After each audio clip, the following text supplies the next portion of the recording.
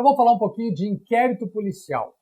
Conceito de inquérito policial: conjunto de diligências, atos investigatórios realizados pela Polícia Judiciária, Civil ou Federal, mas aí vamos lá, também pelo Ministério Público, nunca esqueçam, né? Com o objetivo de investigar as infrações penais e colher elementos necessários para que possa ser proposta a ação penal. Inquérito policial, polícia. Mas os inquéritos levados pelo Ministério Público estão acontecendo, acontecem e também tem um desdobramento bastante específico que a gente tem que ficar ligado nisso. Para que serve o inquérito policial? Para encontrar a prova da materialidade e os indícios de autoria. Ou seja, o inquérito policial levanta a demonstração da existência do crime, e isso depende de certeza, e os indícios de que alguém é o autor desse crime. A questão mais importante de pensar ao entender esse conjunto de medidas para a apuração da materialidade da autoria é que o inquérito é dispensável. Tá bem, Jader, mas eu não posso promover uma ação penal sem justa causa. É verdade. A justa causa decorre exatamente do sucesso das investigações ao ponto de provar a materialidade e de encontrar elementos que indiquem que determinada pessoa é o autor daquele crime. Mas ele é dispensável. Isso quer dizer que eu não tenho que achar, a priori, que o inquérito vai resolver a situação. É preciso, quando eu penso na ideia de projeto de defesa, que eu faça uma análise bem detalhada, bem calma, estratégica, para verificar, na resposta àquela pergunta que caso é esse, se é um caso em que eu vou trabalhar pelo arquivamento. Quando eu tenho um inquérito policial fraco, sem elementos de materialidade, com poucos indícios de autoria, e por outro lado eu tenho uma tese defensiva muito forte, eu consigo mostrar um álibi capaz de tirar o meu cliente da cena do crime. Eu consigo mostrar que o meu cliente não é a pessoa que está sendo buscada. Eu tenho provas de que a ocorrência do crime foi de outra maneira. Eu sei o autor desse delito. Enfim, eu tenho elementos para trabalhar a desclassificação, a ausência de prova da autoria. Eu tenho como trabalhar que não há aquela materialidade. Enfim, eu consigo matar esse inquérito, então é caso de tratar este inquérito com uma espécie de inquérito em que a minha proatividade é fundamental. Se por outro lado eu tenho um inquérito com muitos elementos, se está tudo demonstrado, talvez eu tenha que recolher um pouco a minha ansiedade, segurar um pouco o meu desejo de já fazer tudo e esperar uma certeira ação penal para trabalhar mais lá na instrução, na frente do juiz do promotor. Isso são decisões que nós precisamos tomar exatamente no momento em que as coisas estão acontecendo. As características do inquérito policial. Precisa ser com pena superior a 2 anos, né, porque nós temos a 9.099 que leva o resto para TC. A investigação pode ser pelo Ministério Público, pela Polícia Civil, pela Polícia Federal.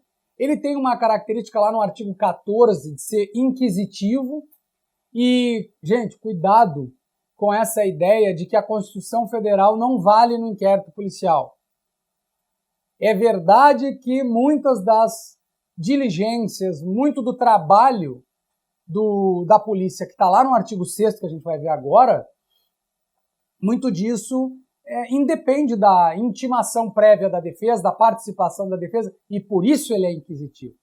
Mas, por outro lado, isso não quer dizer que o advogado é completamente dispensável do inquérito, porque não é. O interrogatório do réu realizado sem a presença da defesa, do advogado ou da advogada, é nulo, então precisa ficar atento.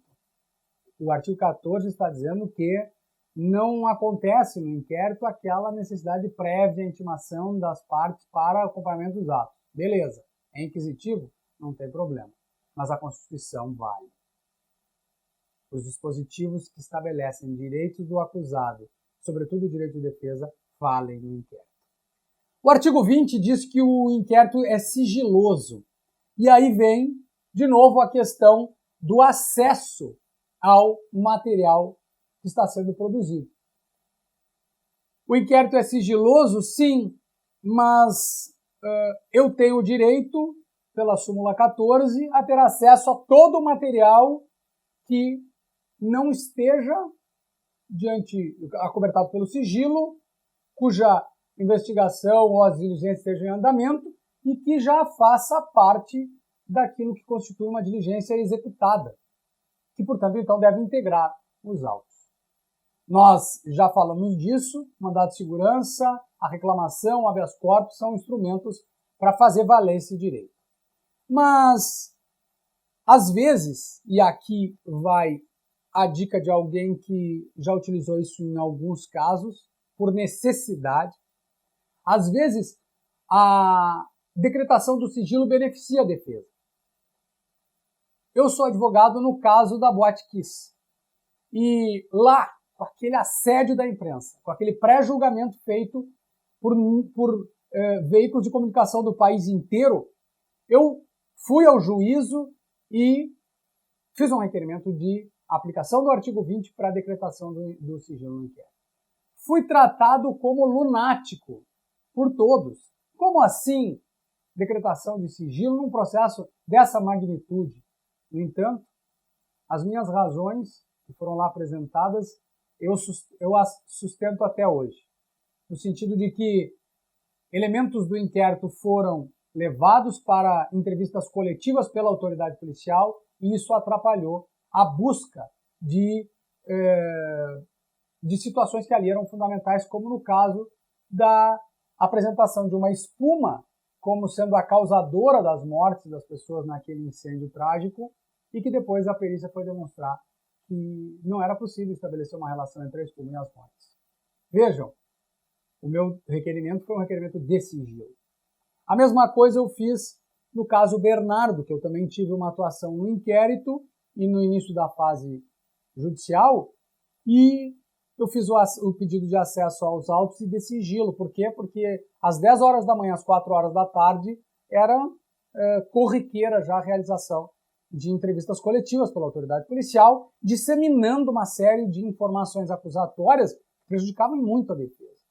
O que eu tentei? Tentei fazer com que ou me davam acesso ou decretavam o sigilo. Porque na minha petição de acesso àquele caso, a autoridade respondeu dizendo que não era possível revelar as informações da defesa. Ah, é? Não revela para a defesa, mas às 4 da tarde faz uma entrevista coletiva. Então, dá para usar esse artigo 20 e buscar ou o sigilo quando a situação está muito exacerbada de espetacularização do inquérito, ou para mostrar que está tudo vazando para a imprensa e a defesa não está tendo acesso. Isso é muito importante. O artigo 9º, ele abre uma questão importantíssima para quem atua no inquérito físico, né? No inquérito ainda de autos físicos, que é o seguinte: eu faço uma petição nos processos dizendo que eu quero acesso ao inquérito policial mediante a numeração das folhas com a sua colocação em ordem cronológica e o estabelecimento de um único processado, de um único processo, né? de um só caderno processual. Por quê? Porque é muito comum o inquérito ser desdobrado naquela quantidade enorme de papéis, muitas vezes desorganizados, né? E aí o acesso à defesa vai sendo com o acesso a papéis. Só um pouquinho. De repente, esses papéis estão naquele caderno que me é concedido para ter acesso e, de repente, eles já não estão mais. Então, a numeração, a colocação em ordem cronológica, a assinatura, a rubrica, né, da autoridade nas folhas, me dá a tranquilidade de que as folhas não estão mudando de lugar, não estão saindo e entrando, E isso pode ser muito importante, sobretudo quando eu faço cópias para entrar com algum habeas corpus ou algum pedido. Se não eu faço esse pedido, de repente eu vou ter acesso de novo ao inquérito e tem novas folhas que são datadas de período anterior ou não tem folhas mais que estavam na minha cópia. Isso é um problema. Portanto, o artigo 9º, ele me dá essa segurança, então eu faço essa petição, pedindo que, por força do artigo 9º, as folhas sejam colocadas, numeradas, em ordem cronológica, para que tudo fique, né, com aquela lisura que o procedimento precisa ter. O artigo 28 traz a dispensabilidade do inquérito. Então, vamos pensar nisso como algo da estratégia. Se eu não preciso do inquérito policial, eu tenho que entender que, especialmente em casos que tem assistência da acusação, eu preciso contar com documentos que a família da vítima, que a própria vítima tem em seu poder. E isso pode vir, às vezes, diretamente ao Ministério Público ou até lá na ação penal. Então, mas os documentos não foram juntados ao inquérito. Sim, eles podem não ser juntados ao inquérito. Eles podem ser mandados direto para a ação penal. Ou a própria vítima pode deter provas que são importantes. Então, tem que ficar ligado nisso. Que muitas vezes o inquérito lá está fraco, eu não tenho elementos e eu então descanso e percebo que está tudo tranquilo. Só que eu não sei, não estou avaliando nessa hora, né? Não estou percebendo a importância, às vezes, de um assistente da acusação ou de uma documentação que está lá arquivada no Ministério Público ou que está sendo produzida pelo Ministério Público. É muito importante ter atenção global a tudo que está acontecendo para que eu não seja surpreendido. Levo meu cliente para depor com tranquilidade, o inquérito está fraco e, de repente, surge uma enxurrada de documentos que me colocam, né, numa situação, uma saia justa muito difícil de sair, porque o meu cliente já falou, eu já me manifestei, de repente uma tese já foi colocada, e aí, meu amigo, minha amiga, fica difícil, né, porque eu já me posicionei. Então, eu vou falar disso mais adiante, que é o que fazer e o que não fazer. Muita atenção para essas características, para isso que nós precisamos ter cuidado sobre a natureza do inquérito policial. Aqui na escola, a gente trabalha com uma perspectiva em relação àquela pergunta, né? Que caso é esse? A gente, quando faz essa pergunta, a gente começa a pensar em tipos de inquérito. E me pareceu importante, e essa formulação é minha, trabalhar com duas classificações. Tipo de inquérito quanto à autoridade e tipo de inquérito quanto à forma de atuação do criminalista. E aí, para pensar assim, quanto à autoridade, eu posso ter um inquérito que decorre de uma operação. Operação, o que é? São aquelas investigações que envolvem Ministério Público, polícias, ou só a polícia, mas diversos órgãos. E essas operações, elas têm a característica de serem deflagradas em um determinado momento com cumprimento de mandado de prisão, de busca e apreensão, de uma série de medidas que são tomadas todas num só momento e que, evidentemente, surpreendem a defesa e gerando uma série de dificuldades. Em relação à atuação da autoridade, eu também trabalho com o inquérito que decorre de uma prisão em flagrante. Então, o sujeito comete o delito, é preso, levado para a delegacia de polícia e isso vai agora dar ensejo ao inquérito policial. Eu também tenho aquele inquérito que, depois de uma investigação, em algum momento a autoridade vai e requer a prisão temporária, que é aquela prisão para a investigação, que para mim é um absurdo, uma prisão inconstitucional por qualquer visão que se olhe, mas que ainda está aí no sistema, infelizmente. Mas a partir da prisão temporária, né, eu percebo agora, né, vem à tona, assim como nas operações também, uma investigação já está andando, agora vem à tona a existência desse inquérito e eu tenho que ser chamado para trabalhar. O inquérito pode decorrer de um boletim de ocorrência, de uma comunicação, de uma requisição judicial, né, da autoridade. Então, pode ter uma instauração que a gente chama de uma instauração regular, ordinária. Alguém vai lá, faz um registro de ocorrência, ou um cadáver é encontrado, ou alguém é baleado, enfim. O registro de ocorrência faz nascer um inquérito policial, ou as autoridades, Ministério Público, Judiciário, alguém requer a abertura de um inquérito. Então tem operação, prisão em flagrante, prisão temporária, uma instauração regular a partir de uma comunicação ou a requisição feita por alguma autoridade. Em qualquer dessas situações, eu vou ter um tipo de atuação do criminalista. E aí vem o ponto importante. Se eu tenho tipos de inquérito a partir do desdobramento daquilo que faz nascer o inquérito ou que mostra a existência de uma investigação pretérita, eu também tenho que pensar como vou atuar diante dessas hipóteses. E daí, pensando agora na classificação a partir da atuação do criminalista, eu tenho que entender que numa operação, numa prisão em flagrante ou em qualquer dessas modalidades que eu falei, eu vou ter uma forma de conduta. Eu vou escolher se eu vou ser realmente proativo, se eu vou trabalhar sem atividade, se eu vou apenas tomar conhecimento desse inquérito e não vou atuar, não vou juntar a procuração e não vou atuar, ou se eu vou entrar, fazer a juntada da minha procuração e acompanhar, observar com procuração juntada. Então, resumindo, em qualquer daquelas modalidades que eu falei quanto à atuação da autoridade, né, eu tenho que pensar se eu vou ser ativo, proativo, se eu vou usar o inquérito como se fosse já uma espécie de ação penal, onde eu produzo provas, onde eu faço requerimento de audiência para o vigente, né, de oitivas para o vigente, junto perícia, faço todo um contraditório já no inquérito, eu sou extremamente ativo. Se eu tomo conhecimento do inquérito, mas não junto procuração e fico de fora do inquérito acompanhando, ou se eu junto procuração e fico acompanhando dentro sem atividade.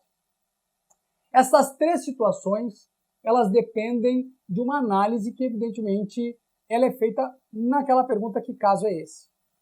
O que eu estou falando especificamente em relação a cada uma dessas operações? Cada uma dessas modalidades. Operação, prisão temporária, prisão em flagrante. O que eu estou falando? É assim, eu olho para o caso e identifico se é caso de juntar documentos, se é caso de indicar testemunha, se é caso de pedir extrato bancário, de solicitar quebra de sigilo, de autorizar a quebra do meu sigilo, se eu vou ser muito ativo, se eu vou ficar retraído, ou se eu vou juntar a procuração e ficar observando. Como é que eu vou definir isso? Eu vou definir isso respondendo algumas perguntas. A primeira delas é: o que é indispensável fazer agora? Eu vou olhar para o inquérito e vou perceber situações que, se não forem feitas agora, eu vou perder. Quer um exemplo? Câmeras. Câmeras de monitoramento, câmeras das ruas, câmeras de estabelecimentos comerciais. Se eu não abrir os olhos para solicitar isso agora, eu não me der conta disso, eu vou perder, porque isso tem um tempo para ser requisitado. Está aqui um elemento que é indispensável. Por outro lado, eu preciso saber se é possível fazer. Segunda pergunta. É possível fazer o requerimento que eu quero? Aquilo que eu quero é possível fazer agora? Olha, é indispensável e é possível. Beleza, então vamos fazer. A próxima pergunta é: mas será que não é temerário fazer isso agora? Olha, seria bem importante que fosse feito agora e é possível fazer, mas eu tenho receio do resultado dessa minha diligência, desse meu pedido de diligência. Então eu tenho um certo temor quanto ao que possa vir aí do que eu estou requerendo. Eu não estou falando aqui em escamotear a verdade ou ter medo que provas sejam produzidas. Não, eu só não sou obrigado a fazer prova contra o meu cliente. Isso parece óbvio. Então, se eu tenho alguma reserva quanto ao resultado, sabe aquela máxima: na dúvida não ultrapasse? Pois bem, se eu tenho algum temor quanto ao que possa ser produzido, eu já sei que a resposta é: não é o momento agora de fazer. E aí, claro, Eu também tenho situações em que isso está absolutamente resolvido. Quando eu sei que eu não posso fazer nada. Não posso fazer algo agora. Quando alguma perícia, por exemplo, foi requisitada, o material foi recolhido, mas o instituto responsável, o órgão oficial responsável, não realizou essa perícia, não entregou o resultado dessa perícia para os autos, isso pode ser determinante para que eu não deixe o meu cliente depor, por exemplo. Então eu tenho uma certeza de que não devo fazer isso agora. Essas perguntas procuram orientar a atuação do criminalista e da criminalista para tomar ou não tomar alguma atitude. Então eu sei, a partir do movimento a ser feito, se ele é indispensável e possível, se ele é temerário ou se ele é vedado, proibido, não deve ser feito. Essas situações elas vão determinar o modo como eu devo me comportar no inquérito policial. Para terminar, fazendo aqui uma espécie de resumo. Na operação, eu tenho que estar muito alerta para a capacidade de atuação. Tem que ter gente comigo. Isso tem que ter cuidado, porque numa advocacia mais iniciante ou com menos quantidade de gente atuando, eu tenho que ter parceiros já combinados para esse tipo de atuação. Recebi uma ligação de uma operação importante, acionar o grupo que se estabeleceu por conversa anterior. Quando eu tenho prisão em flagrante, eu tenho que, talvez, numa determinada situação, contar com o apoio de um segundo colega também. Quem vai para a polícia, quem vai para o judiciário, quem vai para a penitenciária, enfim, então também tem que pensar nisso. Na prisão temporária, o maior cuidado é com a ansiedade para fazer algo, esquecendo que eu tenho um prazo a partir do qual isso pode ser prorrogado, transformado em preventiva ou cliente solto. É muito difícil a temporária. Na instauração regular, eu tenho que ter só o cuidado do acesso prévio para chegar lá e não ter surpresas e para poder preparar o meu cliente para essa situação. Em qualquer caso, nós temos 3 condutas a tomar. E assim eu termino. Ativo, proativo, vai para cima do inquérito porque eu quero o arquivamento desse procedimento. Totalmente retraído, inativo, sem juntada de procuração. Por quê? Porque há lá uma suspeita possível contra o meu cliente não revelada, sequer ainda aparente, assim, forte dentro do inquérito. Eu não sou eu que vou lá juntar uma procuração para dizer, estamos aqui, o sujeito é realmente suspeito. Não, né? Então eu não junto procuração, fico acompanhando de longe. Ou então, já há uma suspeita declarada contra o meu cliente, ele ainda não foi chamado, mas tem aquele temor da prisão, ou temporária ou preventiva. Sabe o que a gente faz?